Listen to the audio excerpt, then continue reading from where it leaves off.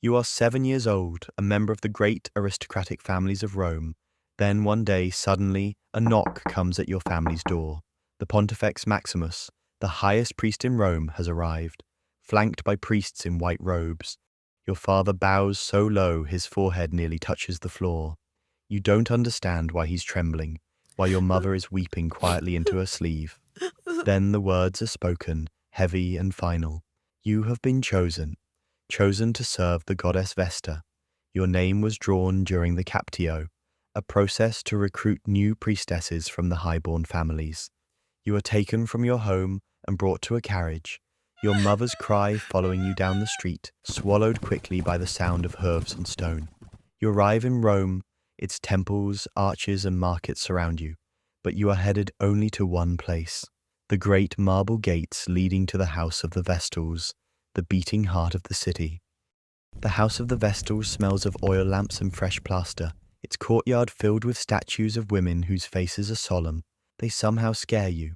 Your tunic is taken, your back smeared with oil, and finally you are given your new robe. You are no longer your father's daughter. You are a Vestal. You sleep in a narrow bed among girls older than you, their whispers in the dark both comforting and terrifying. Training begins immediately. You memorize the proper steps for each ritual, how to approach the altar, how to lift water from the sacred spring, how to lay offerings on the flame without hesitation. Older Vestals watch you constantly. Their faces reveal nothing, but their corrections are swift. A wrong thread in the weaving of sacred garments earns you an entire night without rest, undoing and redoing until your fingers blister. Forgetting a line of prayer means kneeling in gravel until your knees bleed. You do not cry, or if you do, you hide it well. At night you dream of your mother's hands braiding your hair, of the smell of bread baking in your father's hearth. But the dreams fade with each year, replaced by smoke and the low murmur of Latin prayers. By the time you are 12, the city sees you differently. When you walk through Rome, people bow, some kiss the hem of your robe. Men accused of crimes rush to your side, clutching at your hand, for to touch a Vestal can mean pardon. You have seats of honor at the games, sitting where senators and generals break bread with aristocrats. You own land, something few women in Rome will ever do. The law protects you in ways it protects almost no one else. And yet, you are bound by chains, softer but heavier than iron. You may not laugh too loud in the markets, nor linger by fountains, nor even dream of love. Your virginity is not yours. It belongs to the goddess, a noble sacrifice to keep Rome safe. You are 17 when you first notice the glances. When you wander the city, some young men look at you differently. You know that they try to see the curves beneath your robes. You never glance back, but not all of your sisters are so vigilant. One of your sisters, a Vestal only a few years older, lingers too long near the temple steps whenever a certain young man comes to deliver offerings. At first, it seems harmless. A smile when he bows, a hand that brushes too near when he offers the basket. You see it, though you pretend not to. Late one night, when the temple is silent and the fire burns steady, you hear them. The sound is muffled but clear, the rustle of fabric, the low murmur of voices and moans that do not belong in a holy place. When the silence returns, you walk away as though nothing happened.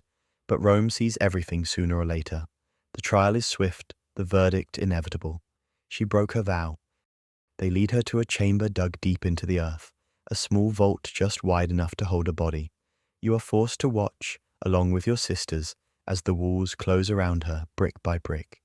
She carries a small lamp, a loaf of bread, a jar of water, as though these pitiful offerings could soften death. Then the final stone is placed. Days later, her face is pale, her lips whispering prayers that catch in the dust.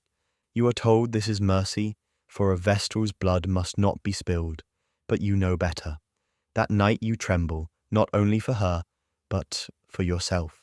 You realize how fragile you are, that every action must be perfect, unless you also want to end in the darkness. With every passing year, your duties increase in importance. You are now tasked with protecting the holy fire of Vesta and keeping it going.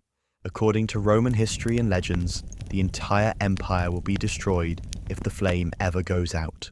But one day, something goes wrong.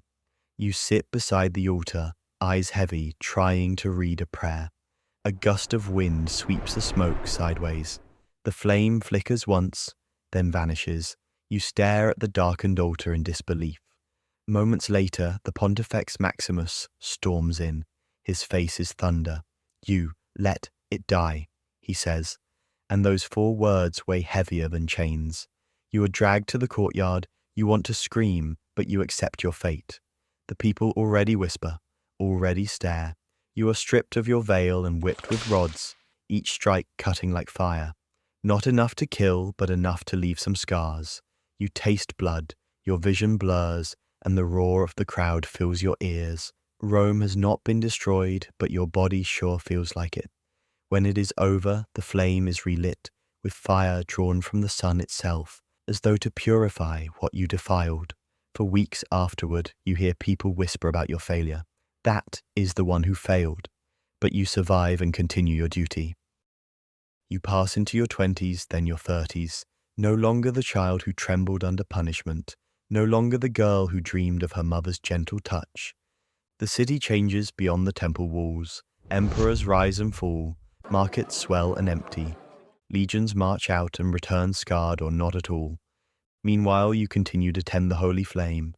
Every evening you pray the same words with your sisters and weave the same garments in your room. But you train the younger ones now. You see the fear in their eyes when they stumble, when their hands shake, when their prayers falter. You are stern, but never cruel. You remember your own scars, and though you do not say it, you want to spare them what you endured. Sometimes, when you pass the courtyard, your mind drifts to the one buried alive. You whisper her name only in thought, never aloud. 3 decades of silence, fire, and vigilance. And then, one morning, the Pontifex Maximus summons you. His voice is dry with age as he speaks the words, "You are free." The weight of it nearly crushes you. Freedom, a word you have not tasted since childhood. The city greets you with noise, with color, with smells so sharp they make your head swim. Men nod respectfully. Some even whisper proposals. Marrying a former Vestal comes with prestige, wealth, and the favor of the gods. But when you look at them, their eager faces, their promises of marriage and children, you feel only distance. You try. You accept an invitation to a nobleman's villa. He is kind, speaks with respect, offers you jewels, but when he touches your hand, you feel nothing but cold. You leave that night beginning to understand that you don't belong. People see you, but they do not know you. In the end, you return. The marble gates open, and the house of the Vestals welcomes you not as a servant, but as an elder. You take up your place again, not because you must, but because it is the only place where you are whole. Here the rituals are no longer chains, but rhythm as familiar as breath. Here you are not a stranger. You are home. One night, long after the city has gone quiet, you sit before the fire alone. The warmth bathes your face, the smoke rises in steady coils. And when your own flame flickers out, they will place your statue in the courtyard, honoring your years of service. A new girl arrives at the temple, 6 years old and crying. This time it's your stony eyes that meet her gaze and frighten her. She doesn't yet realize that she is looking at her future. Thanks for watching. See the video on your screen? Well, YouTube thinks this one might interest you as well, so go ahead and check it out if you like.